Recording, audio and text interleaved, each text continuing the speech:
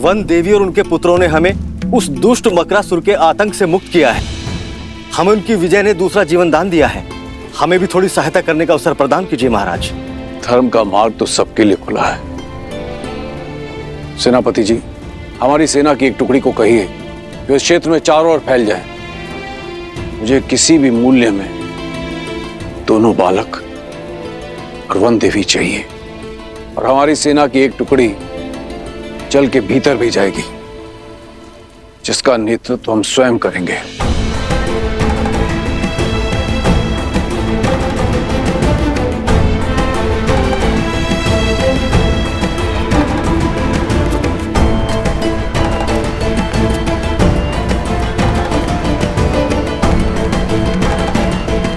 ऋषिवर, मेरा अंतर्मन कहता है कि वो जहां भी होंगे सकुशल होंगे।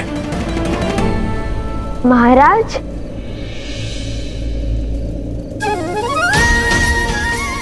महाराज, हम भी कुशल हैं और हमारी माता भी।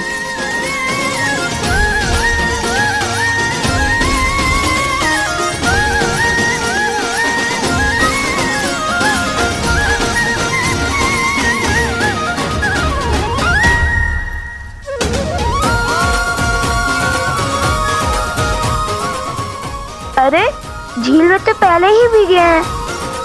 अब क्या अपने आंसू से भी भिगोएंगे हमें? जानता था असंभव को संभव करके ही लौटोगे, विजयी होकर लौटोगे। जब उस राक्षस का महल ध्वंस हुआ तब भी तुम्हारे बल पर हमें संदेह नहीं हुआ, किंतु वन देवी कहाँ है? सुरक्षित है। देवी फल्गु की प्रार्थना कर रही हैं। धन्यवाद जो करना है उन्हें।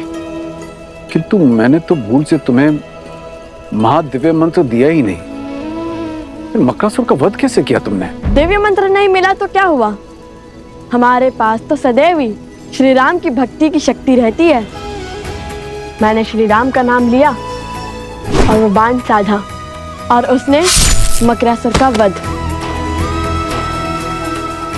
श्री राम के नाम में अत्यंत शक्ति है।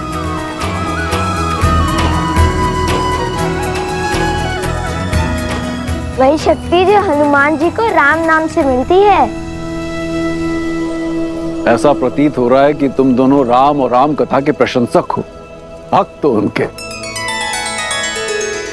पूरी कथा सुनी है या? सुनी है महाराज।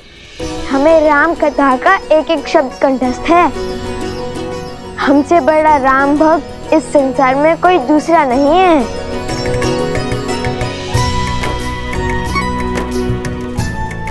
लगता है आपने हमारी पूंछ पर ध्यान नहीं दिया।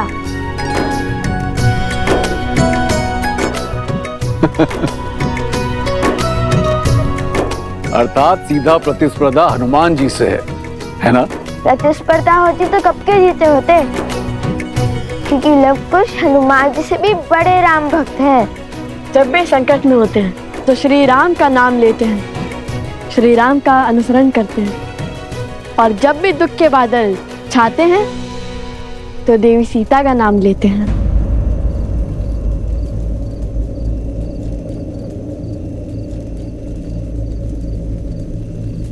सीता?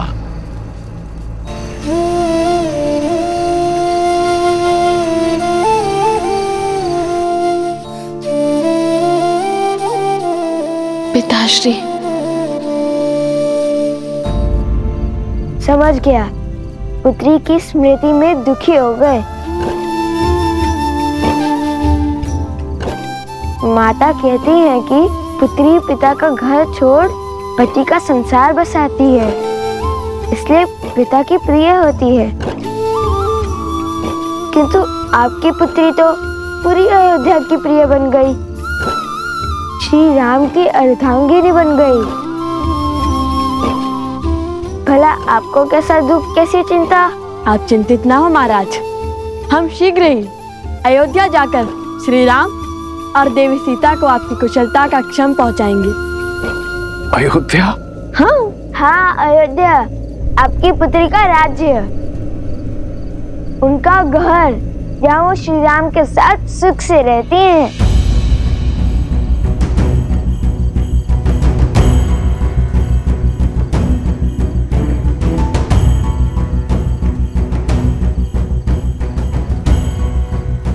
राम कथा का अंतिम अध्याय है। क्या पढ़ाया है तुम्हारे गुरुजी ने? परीक्षा ले रहे हैं हमारी। अंत में राजा राम और महारानी सीता का पट्टाभिषेक होता है और वो सुख से अयोध्या का कार्यभार संभालते हैं। कैसी अभागी हूँ मैं। इतने वर्षों बाद पिताश्री को देख तो सकती हूँ, किंतु उनके समक्ष नहीं जा सकती, उनके चरण स्पर्श नहीं कर सकती, सुख दुख के बोल नहीं बोल सकती, उन्हें उनके नातियों का परिचय नहीं दे सकती।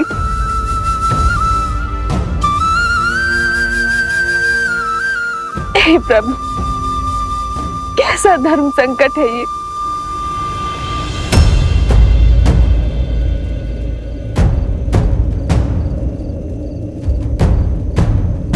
क्या करें आप ऋषि कुमार? हमारी माता ने कहा कि आप उनके पिता समान हैं, तो आप हमारे नाना हुए और नातियों का उनके नाना से आशीर्वाद लेना उनका धर्म भी है और अधिकार भी। मुझे क्षमा करना पिताश्री, मैंने आपसे अपने नातियों के साथ खेलने का सुख, उनके बालपन में अपनी संतान का बालपन जीने का सुख,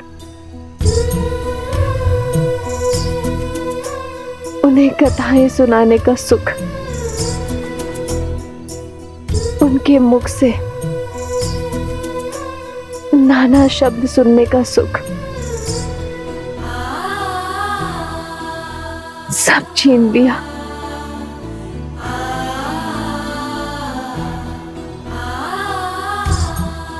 कितने अभागे हैं मेरे लवकुश, जो मिथिला के ज्ञान से वंचित है। ननिहाल में उन्हें मिलने वाले प्रेम से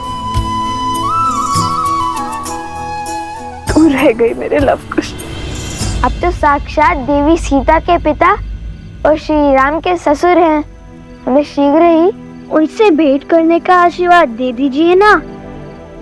आशीर्वाद के लोभ से प्रणाम। हाँ हाँ जानता हूँ, लोग से प्रणाम करना बुरी बात होती है। किसी के आगे नतमस्तक केवल सम्मान के लिए हुआ जाता है, किंतु मुझे लोभ आशीर्वाद का नहीं, श्री राम और माता सीता से मिलने का है।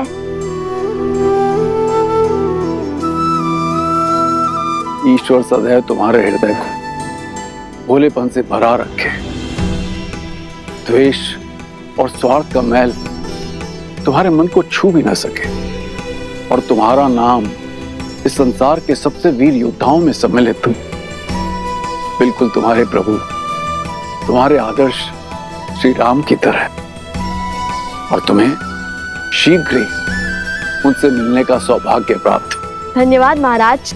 धन्यवाद महाराज। वनवास हो या रावण का पाश, आज तक ईश्वर ने मुझे जो भी दिया मैंने उसे नियति समझकर स्वीकारा। कभी कोई उल्हाना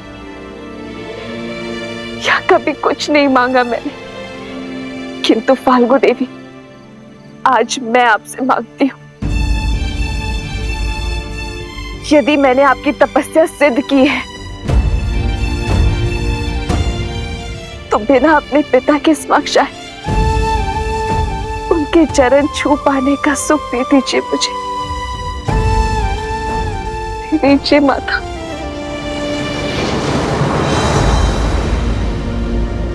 तुम दोनों से मिलकर लगता है कि तुम दोनों मेरे अपने हो, मेरा अपना अंग। जाने की इच्छा तो नहीं हो रही, किंतु जाना होगा, समय हो चला है। क्या तुम मेरे जाने से पूर्व मुझे अपनी माता से मिलवा सकते हो? मैं उनके दर्शन करना चाहता हूँ। अवश्य, क्यों नहीं। मुझे भी वन देवी के दर्शन करने हैं पुत्र। हाँ हाँ, हमें भी वन देवी के दर्शन करने हैं। आइए, माता इस ओर है। लव, कुश, तुम दोनों जाके वन देवी को ले आओ, तब तक हम कूच की तैयारी करते हैं। कुश, तुम इनके साथ जाओ, मैं माता को लेकर आता हूँ। ठीक है भैया। आइए। अद्भुत युद्ध किया है तुमने कुश। अवश्य तुम्हारे धनुष में कुछ विशेष है। लो, खुद ही देख लो।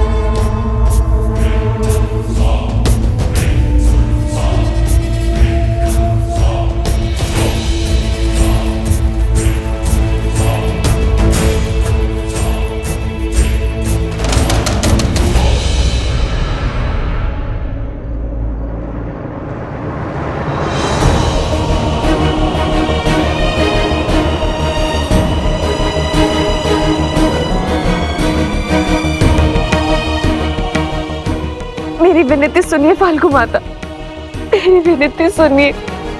सोमकरण, सोमकरण।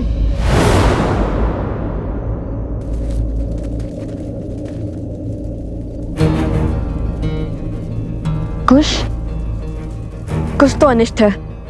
या अवश्य ही कुछ की कोई शरारत होगी। आप सब यहीं रुकिए, मैं आता हूँ। सैनिकों, लव के साथ जाओ।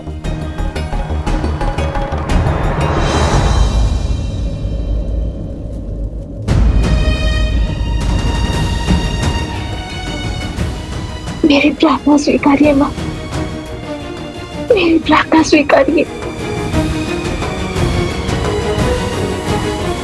क्या हुआ कुश? कुश क्या हुआ, बोलो। कुछ बोलो भी। सोमकरण। क्या हुआ गुरु माँ? वो राक्षस सोमकरण को ले गया उस और मुझे जटुकरण ने अपने प्रश्न में उलझा रखा था। मेरा धनुष भी उसके पास था। पता नहीं कब वो असुर आया और फिर हमने सोमकरण की चीख सुनी। जो भी हुआ ठीक है, किंतु अब शीघ्र हमें उन्हें पकड़ना होगा। चलो कुश। तुम दोनों पहले से चोटिल हो, हम उसे ले आएंगे। नहीं, वो हमारा मित्र है और उसे बचाना भी हमें जाना ही होगा ना। चलो कुश।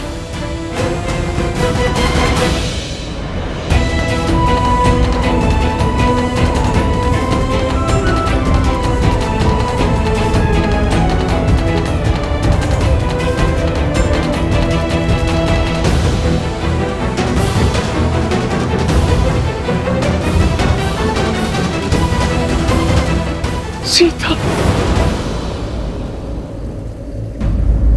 ऐसी घोर काली रात्रि में बिना प्रकाश के हम वन देवी के दर्शन कैसे कर पाएंगे?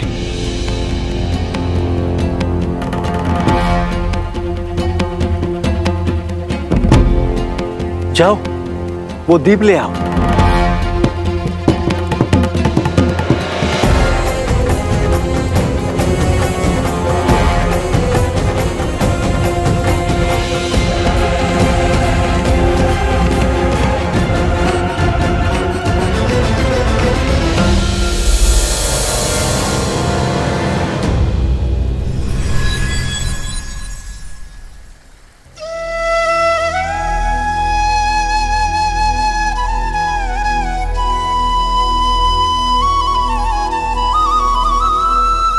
वन देवी, आपके दर्शन पाकर हम धन्य हुए।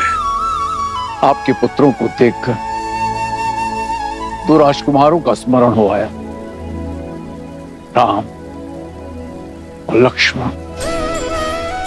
वर्षों पहले मिथिला पधारे थे। उनकी माता में भी एक परिचित मुख को देखने की आशा थी, किंतु आप तो उनसे भी अधिक अलौकिक हैं।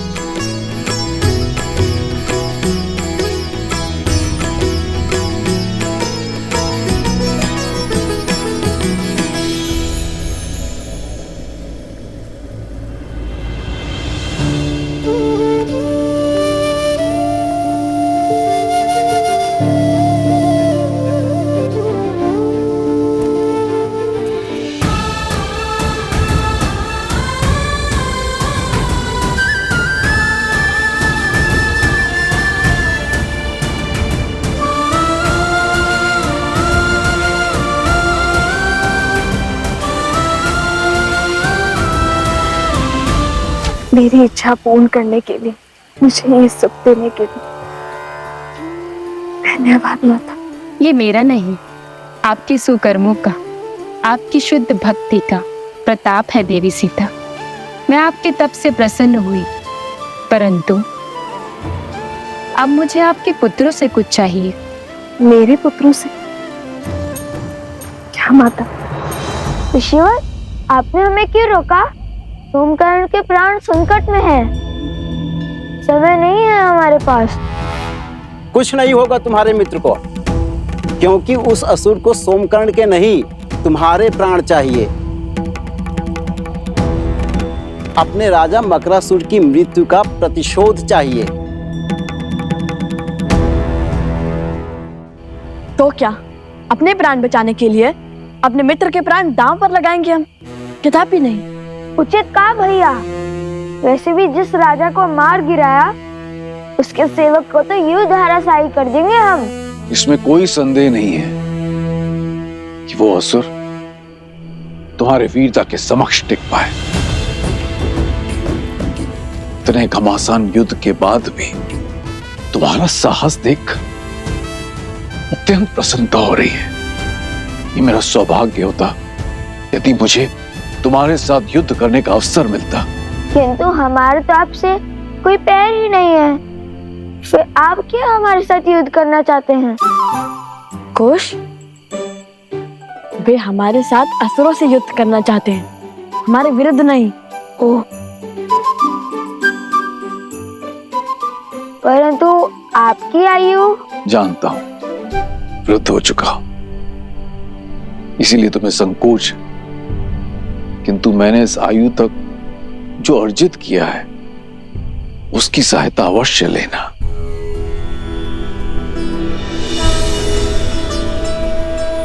जनको मिथिलादेशः सधर्मात्मा महेश्वरः।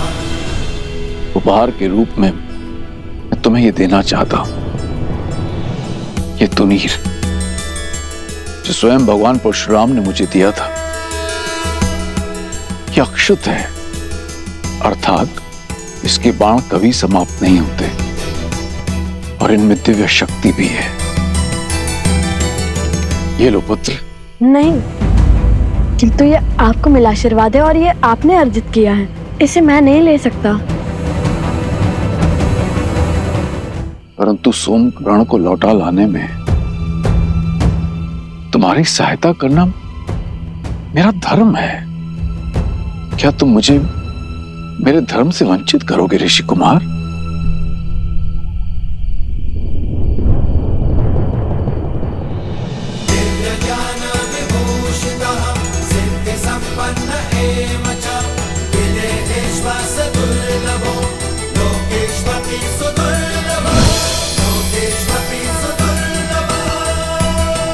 विजयी भव। अब आप जाइए महाराज, और हमारे लिए चिंतित ना हो। हाँ, यदि श्री राम ने चाहा तो हम शीघ्र ही ये भेंट लौटाने आएंगे।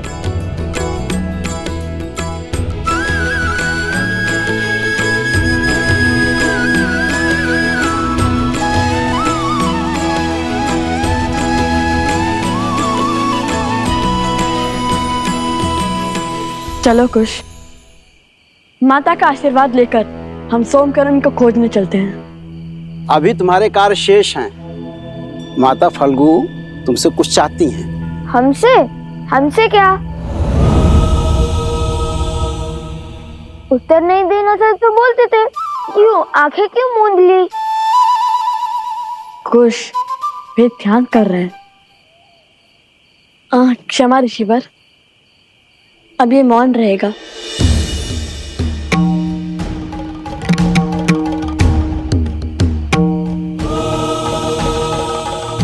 आदेश दे देवी, क्या करना है मेरे पुत्रों को?